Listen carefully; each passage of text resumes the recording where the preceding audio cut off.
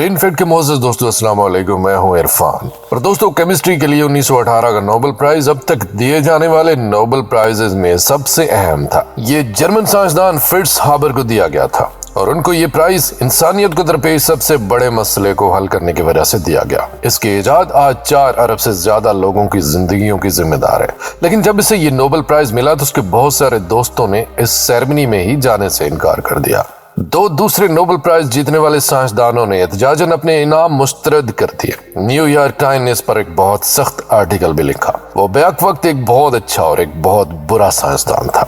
किसी भी साइंसदान के मुकाबले में उस दुनिया को जिसमें आज हम रहते हैं, इसकी मौजूदा हालत का जिम्मेदार सिर्फ एक वही साइंसदान है। अगर आप एक अमेरिकन शहरी हैं और आपको किसी जजीरे पर परिंदों की बीटें बड़ी मिकदार में मिलती हैं तो आप ये दावा कर सकते हैं कि ये जजीरा अमेरिका की मलकियत है और अमेरिका इसको मुकम्मल सपोर्ट करेगा।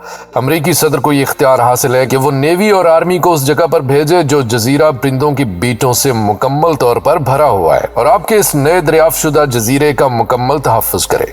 हाल ही में इस तरह के 10 जजीरे अमेरिका ने क्लेम करके अपने नाम किए हैं और अगरचे ये कानून 1856 में बनाया गया था जो कि आज भी इसी तरह से मुअस्सर है, लेकिन लोगों के लिए परिंदों की बीटों से भरा हुआ जजीरा इतना अहम क्यों है? पीरो के साहिल के करीब इस तरह के कुछ दर्जन भर जजीरे हैं जहां लाखों की तादाद में समुद्री परिंदे नस्ल बढ़ाने के लिए आपस में मिलते हैं और इन जजीरों के करीब पानी में मछलियां वाफर मिकदार में पाई जाती हैं और फिर वो परिंदे बहुत ज्यादा बीटें करते हैं। गर्म और खुश्क मौसम होने की वजह से ये बीटें सख्त शक्ल इख्तियार कर लेती हैं और हजारों सालों से वहां पर जमा हो रही हैं और इन जजीरों पर बर्ड पूप के बाकायदा से पहाड़ बने हुए हैं जो 30 मीटर या 100 फुट तक ऊंचे हैं। इस बर्ड पूप को टेक्निकली गुआनो कहा जाता है और 18वीं सदी में गुआनो को खरीदना और बेचना बहुत बड़ा बिजनेस हुआ करता था और इसकी कीमत $76 पर पाउंड हुआ करती थी। इसका मतलब है कि आप 4 पाउंड गुआनो के बदले में 1 पाउंड सोना हासिल कर सकते थे। लेकिन सवाल ये पैदा होता है कि बर्ड पूप की इतनी बड़ी मार्केट आखिर क्यों है? इसका जवाब देने के लिए हमें इंसानी जिस्म के अंदर झांकना होगा। वजन के लिहाज से हमारा जिस्म ऑक्सीजन, कार्बन और हाइड्रोजन पर मुश्तमिल है, लेकिन चौथा अहम तरीन अंसर नाइट्रोजन है। नाइट्रोजन अमाइनो एसिड का हिस्सा है जो कि प्रोटीन बनाते हैं और ये हीमोग्लोबिन का भी हिस्सा है और ये वो कंपाउंड है जो सुर्ख खुलियों में ऑक्सीजन को कैरी करते हैं और ये डीएनए और आरएनए का बुनियादी जुज़्व है। किस्सा मुख्तसर कि नाइट्रोजन जमीन पर जिंदगी के लिए बहुत जरूरी है। हम पौधे खाकर या वो जानवर खाकर जिन्होंने पौधे खाए होते हैं नाइट्रोजन हासिल करते हैं। पौधे ये नाइट्रोजन जमीन से हासिल करते हैं। मसला ये है कि अगर आप जमीन की कई साल तक काश्त करते रहें तो इसमें से नाइट्रोजन खत्म हो जाएगी और इसमें सेहतमंद पौधे उगाने के लिए नाइट्रोजन नहीं बचेगी। इन पौधों में मुनासिब मिकदार में क्लोरोफिल पैदा नहीं होगा जिससे ये पौधे फोटोसिंथेसिस के अमल को मुकम्मल कर सकें और उनके पत्ते पीले होंगे जिन पर कीड़े मकोड़े और बीमारियां जल्द हमलावर होंगे। किसानों के लिए नाइट्रोजन की कमी का मतलब है कम पैदावार और इस कमी को पूरा करने का एक ही तरीकाकार है और वो है नाइट्रोजन दोबारा से जमीन में शामिल की जाए। और यहाँ पर बात शुरू होती है बर्ड पूप यानी गुआनो की। गुआनो में 20% तक नाइट्रोजन है। सैकड़ों साल पहले इनकन किसानों ने यह महसूस किया कि गुआनो को मिट्टी में शामिल करने से फसलें ज्यादा लंबी उगती हैं और इसी वजह से वो उन इलाकों में खुराक उगाने में कामयाब हो गए जो इससे पहले नाकाबिले काश तस्वर की जाती थी और इस तरीके से उन्होंने अपनी सल्तनत में इजाफा किया। साउथ अमेरिका के बर्ड पूप के ज़खायर पर बाकी दुनिया ने भी तवज्जो दी। 1865 में स्पेन ने अपनी साबका कॉलोनीज पीरो, चिली, इक्वाडोर और बोलीविया की कॉलोनियों के खिलाफ जंग छेड़ दी ताकि गुआनो से भरे हुए इन जजीरों का कंट्रोल हासिल कर सकें। लेकिन दुनिया में नाइट्रोजन की शदीद कमी थी। 1872 में पीरू ने बर्ड पूप की एक्सपोर्ट पर पाबंदी लगा दी। दुनिया को अब नाइट्रोजन की कमी किसी और तरह से पूरी करनी थी। ये एक क्राइसिस की सूरत हाल थी। विलियम क्रोक्स जो कि एक बरतानवी केमिस्ट था, उसने एक पेशगोई की कि 1898 तक दुनिया की बढ़ती हुई आबादी की वजह से और नाइट्रोजन के बेतहाशा इस्तेमाल की वजह से हमारे पास फसलें उगा रहे और खाने के लिए कुछ नहीं बचेगा। 30 साल से भी कम वक्त में लोग भूख से मर रहे होंगे। लेकिन उसने एक हल भी बताया। उसने कहा कि अब सिर्फ केमिस्ट्री है, यानी वो साइंसदान जो केमिस्ट्री में काम कर रहे हों उनको आगे आना चाहिए और दुनिया को भूख से बचाना चाहिए। अब वक्त आ चुका है कि हम लेबोरेटरी के जरिए इस कहत को कसरत में तब्दील करें क्योंकि नाइट्रोजन रेयर नहीं है बल्कि ये बहुत कॉमन है। हमारी हवा में 78% नाइट्रोजन है लेकिन ये इस शक्ल में है कि इससे जानवर और पौधे इस्तेमाल नहीं कर सकते। नाइट्रोजन के 2 एटम एक दूसरे से ट्रिपल बॉन्डेड है और ये बॉन्ड फितरती तौर पर बहुत मजबूत है। किसी भी केमिकल बॉन्ड की मजबूती जानने के लिए हमें इसकी एनर्जी का पता होना चाहिए। हमें इस एनर्जी का पता लगाना होता है जो उसे तोड़ सके। जैसे मिसाल के तौर पर क्लोरीन के 2 एटम्स को तोड़ने के लिए हमें 2.5 इलेक्ट्रॉन वोल्ट्स चाहिए, और इसी तरह कार्बन के एटम्स को तोड़ने के लिए हमें 3.8 इलेक्ट्रॉन वोल्ट्स चाहिए होंगे, और ऑक्सीजन के लिए 5.2 इलेक्ट्रॉन। लेकिन हमें नाइट्रोजन के 2 एटम्स को तोड़ने के लिए 9.8 इलेक्ट्रॉन वोल्ट्स चाहिए होंगे, जो कि बहुत ज्यादा एनर्जी बनती है। 2 कुदरती तरीकाकार हैं जो कि ये काम करती है। आसमानी बिजली से बहुत ज्यादा एनर्जी पैदा होती है जो कि नाइट्रोजन के इन एटम्स को तोड़ देती है। फिर ये तेजी से नाइट्रोजन ऑक्साइड बनाते हैं और ये मॉलिक्यूल फिजा में मौजूद रहते हैं जब तक कि ये फिजा में मौजूद बारिश के कतरों से रिएक्ट न करें और फिर जमीन पर न गिर जाए। फिर दूसरा तरीका, एक खास किस्म का बैक्टीरिया जमीन में मौजूद रहता है जो कि नाइट्रोजन के इन बॉन्ड्स को बहुत ज्यादा तादाद में एनर्जी इस्तेमाल करते हुए तोड़ सकता है, और जिस वजह से पौधों के लिए नाइट्रोजन अवेलेबल हो जाती है। लेकिन बैक्टीरिया बहुत सुस्त तरीके से काम करते हैं और आसमानी बिजली इतनी ज्यादा नहीं गिरती कि वो बहुत बड़े पैमाने पर नाइट्रोजन के मॉलिक्यूल्स को तोड़कर काबिल इस्तेमाल नाइट्रोजन बना सके। लिहाजा केमिस्टों ने कोशिश की। 1811 में जॉर्ज हेलेट ब्रेंटेड ने नाइट्रोजन और हाइड्रोजन को एक फ्लास्क में मिक्स किया और इससे अमोनिया बनाने की कोशिश की। अमोनिया इस गुआनो यानी परिंदों के बीटों में मौजूद एक मॉलिक्यूल था, लेकिन ये तजर्बा कामयाब ना हुआ। फिर उसने इस फ्लास्क को 300 मीटर पानी की गहराई में रखा ताकि प्रेशर बढ़ाकर देखा जा सके, लेकिन ये भी नाकाम हुआ। लेकिन वो दुरुस्त समत में चल रहा था। आने वाले सालों में इस तरह के ज्यादा तजर्बात और बेहतर अंदाज में किए गए, लेकिन वो सब नाकाम रहे। इसलिए जब फ्रिट्ज हैबर ने 1904 में इसमें दिलचस्पी ली तो उसने अपना नाम उन नाकाम केमिस्टों की फहरिस्त में लिखवा लिया।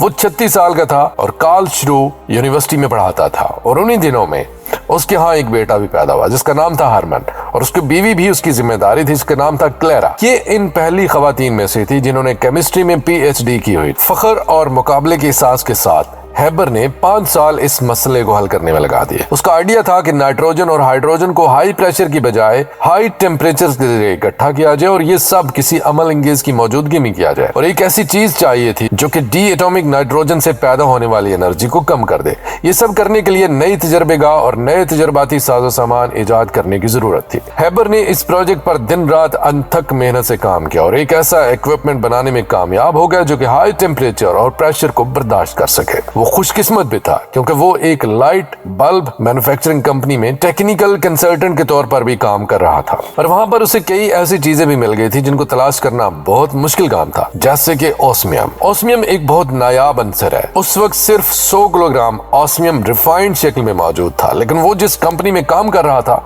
वो उसको बल्ब में फिलामेंट बनाने के लिए इस्तेमाल करते थे, इसलिए उनके पास दुनिया की सप्लाई का ज्यादातर हिस्सा था। हैबर को ये गुमान था कि ये वो चीज है जो उसे अपने तजर्बे के लिए चाहिए, लिहाजा उसने ओस्मियम का एक सैंपल लिया और अपनी लेबोरेटरी में आ गया।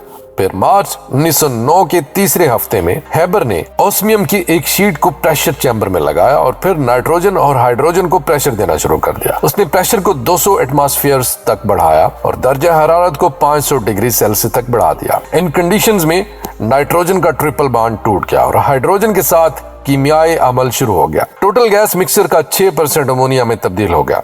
जब तजर्बा खत्म हुआ और गैस ठंडी हुई, अमोनिया का 1 मिलीमीटर बारीक नाली से होता हुआ तजर्बे के बर्तन में आकर गिरा। हैबर खुशी से चीखता हुआ दौड़ा और कहा कि इधर आओ, देखो मैंने अमोनिया बना ली है। जर्मनी के सबसे बड़ी केमिकल कंपनी BASF ने हैबर की इस प्रोसेस को कमर्शियल बुनियादों पर तैयार करना शुरू कर दिया। सिर्फ 4 सालों में उन्होंने ओपाओ में एक फैक्ट्री खोली जिसमें से एक दिन में 5 टन अमोनिया पैदा होने लगा। लोग हवा से रोटी बनाने के बारे में बातें करने लगे और उस तैयार करदा खाद के साथ किसान उसी जमीन के टुकड़े से 4 गुना ज्यादा पैदावार हासिल करने लगे और उसके नतीजे में दुनिया की आबादी 4 गुना बढ़ गई। और हो सकता है कि आपकी जिंदगी हैबर की इस इजाद की वजह से वजूद में आई हो। जमीन 4 अरब ज्यादा लोगों को सिर्फ और सिर्फ नाइट्रोजन खाद की इजाद की वजह से खाना मुहैया कर रही है। हकीकत यह है कि तकरीबन 50% नाइट्रोजन एटम्स आपके जिस्म में हैबर के उस प्रोसेस की वजह से आए हैं। इस इजाद ने फ्रिट्ज हैबर को एक दौलतमंद इंसान बना दिया। वो तरक्की करते करते बर्लिन में केसर इंस्टीट्यूट विलहेल्म में फिजिकल केमिस्ट्री के शोबे का डायरेक्टर बन गया और वो उस वक्त के बेहतरीन साइंसदानों में मैक्स प्लैंक, मैक्स बोर्न और एल्बर्ट आइंस्टाइन का दोस्त भी बन गया। आइंस्टाइन ने 1914 में अपनी बीवी से अलहदगी के बाद एक रात हैबर के घर पर गुजारी। लेकिन अगर हैबर इतना ज्यादा मकबूल था तो फिर उसके दोस्तों ने उसके नोबेल प्राइज हासिल करने पर इतना ज्यादा गुस्सा क्यों किया था? तो दोस्तों ये सब वर्ल्ड वार 1 में पैदा होने वाले हालात की वजह से हुआ। जब दुनिया में जंग शुरू हुई तो हैबर ने रजाकाराना तौर पर मिलिट्री में ड्यूटी देनी शुरू कर दी, जबकि आइंस्टाइन जो कि एक अमन पसंद साइंसदान था उसने इस जंग की मजम्मत की। हैबर एक मुहिब्बे वतन था, वो अपनी महारत को अपने मुल्क के लिए इस्तेमाल करना चाहता था। जंग में सिर्फ चंद महीनों के बाद जर्मन आर्मी गन पाउडर और धमाकेदार चीजों की कमी का शिकार हो गई। अमोनियम नाइट्रेट एक बेहतरीन खाद होने के साथ साथ एक्सप्लोजिव भी है। इसके लिए आप अगस्त 2020 में बैरूत के वाक़े को देख सकते हैं। एक वेयर हाउस जहाँ पर 3000 टन अमोनियम नाइट्रेट मौजूद थी उसने आग पकड़ ली और बहुत ज्यादा दर्जा हरारत होने की वजह से ये खाद धमाके से फट गई।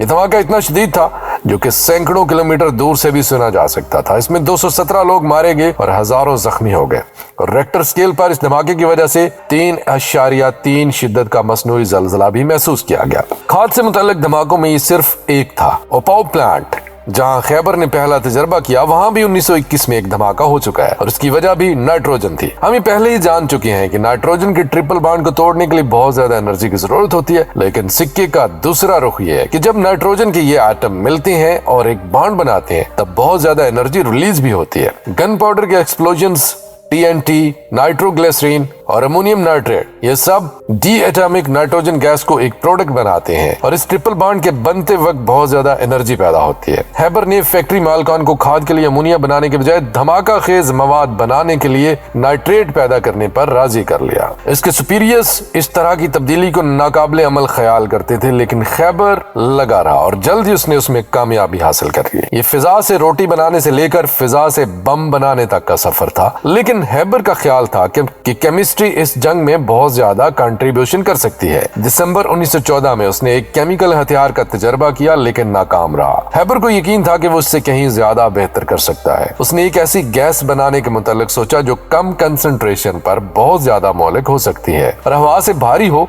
ताकि वो दुश्मनों की खंदकों में घुस जाए। हर किस्म की गन जो केमिकल वेपन्स लेकर जा सकती हैं उन पर पाबंदी थी। हेग कन्वेंशन 1899 के मुताबिक कम से कम कानून की हद तक तो पाबंदी थी, लेकिन जंग शुरू होने के बाद जर्मनी, फ्रांस और बर्तानिया इन सब ने केमिकल हथियारों के तजर्बात किए। हैबर ने अपने इंस्टीट्यूट के एक हिस्से को केमिकल वेपन बनाने की फैक्ट्री के तौर पर इस्तेमाल करना शुरू कर दिया और सिर्फ चंद महीनों के बाद उसने क्लोरीन गैस बना दी। एक मुलाजिम जिसका नाम ऑटो हान था उसने उस नए हथियार के बारे में नापसंदीदगी का इजहार किया, लेकिन हैबर ने उसे बताया कि बेशुमार इंसानों की जिंदगियां बचाई जा सकेंगी अगर इस तरीके से जंग जल्दी खत्म हो जाती है। तो 22 अप्रैल शाम 6 बजे जब हवा दुश्मन की खंदकों की तरफ चल रही थी, जर्मन फौजियों ने 168 टन क्लोरीन गैस जो 5000 गैस सिलेंडर्स में थी दुश्मन की खंदकों की तरफ छोड़ दी। इस गैस की दीवार ने मैदान जंग में आगे बढ़ना शुरू कर दिया। चूंकि क्लोरीन गैस हवा से 2.5 गुना ज्यादा भारी होती है, लिहाजा ये दुश्मन की खंदकों में नीचे तक उतर गई और इत्तेहादी फौजियों पर क़यामत बरपा होगी। कोई भी फौजी जिसने इस गैस में सांस लिया उसका नसीब एक बहुत भयानक मौत हुई। क्लोरीन गैस फेफड़ों को इतनी बुरी तरह मुतासर करती कि वो देखते ही देखते पानी से भर जाते हैं और एक तरह से ये सिपाही खुश्की पर ही डूब गए। पहले ही हमले में 5000 इत्तेहादी फौजी जान से हाथ धो बैठे। हैबर को कैप्टन के रैंक पर तरक्की दे दी गई। हैबर ने जंग का बाकी वक्त अपने इंस्टीट्यूट में केमिकल हथियार इजाद करने, गैस मास्क बनाने और कीड़े मार अद्वियात बनाने में गुजारा। 1917 में इस इंस्टीट्यूट में 1500 लोग भर्ती किए गए, जिनमें से 150 साइंसदान थे। ये एक किस्म का मिनी मैनहट्टन प्रोजेक्ट था, लेकिन सिर्फ केमिकल वेपन्स बनाने के लिए। वर्ल्ड वार 1 में इन केमिकल हथियारों से 1 लाख के करीब फौजी मारे गए। जब जर्मनी ने हथियार डाले, हैबर के साथ बहुत बुरा सलूक हुआ। वो सारी रकम जो उसने अमोनिया की वजह से कमाई थी अफराते ज़र की नजर हो गई। उसने जर्मनी को जंग की वजह से बहुत ज्यादा कर्जा उतारने के लिए समंदर के पानी से सोना निकालने का तजर्बा किया, लेकिन ये तजर्बा फेल हो गया 1933 में। और उन्होंने कहा कि तमाम यहूदी सिविल सर्वेंट्स जिनमें साइंसदान भी शामिल हैं उनको नौकरियों से निकाल दिया जाएगा। हैबर भी एक यहूदी था, लेकिन उसने अपने मजहब की कभी प्रैक्टिस नहीं की थी। उसकी मिलिट्री सर्विसेज की वजह से इस कानून की जद में वो नहीं आता था, लेकिन उसने तमाम यहूदी साइंसदानों के साथ इजहार यकजहती के तौर पर डायरेक्टर के ओहदे से इस्तीफा दे दिया। अगले साल स्विट्जरलैंड में बेसल में एक होटल के कमरे में दिल के दौरे की वजह से उसकी मौत हो गई। वर्ल्ड वार 1 के खत्म होने के बाद हेबर्स इंस्टीट्यूट ने साइनाइड बेस्ड कीड़े मार अद्वियात बनाना शुरू कर दी।